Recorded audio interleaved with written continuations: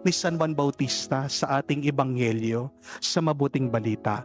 Prepare the way of the Lord. Straighten the path of the Lord. Kailangan, para dumating ang Diyos, baguhin mo, ayusin mo ang daan ng iyong buhay. Kaya nga po, ano yung dasal ni Haring David? Tingnan niyo po sa mga salmo.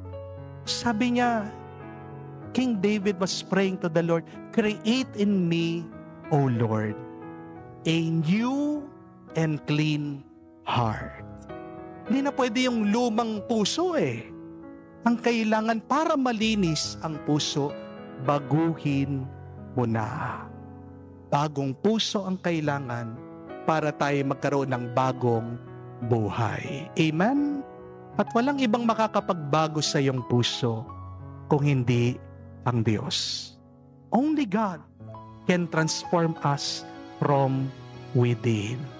Kapag walang sagabal o hadlang ang pagdating ng Diyos, madali siyang makakarating sa iyong puso.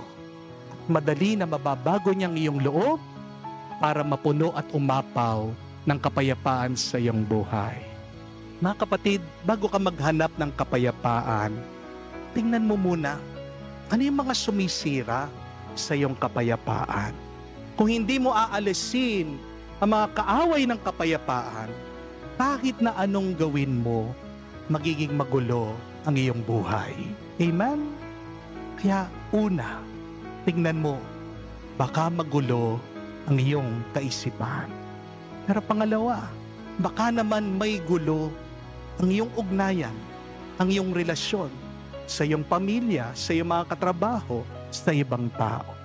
At pangatlo, baka naman may gulo ang iyong kaluluwa.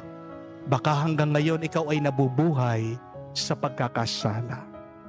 Pagdasal po natin sa banal na misang ito, natulungan tayo ng Diyos na maayos ang ating buhay. Para sa kanyang pagdating, magkaroon tayo ng kapayapaan. Tandaan niyo po, ang kapayapaan ay ang ating pinakamahalagang kayamanan.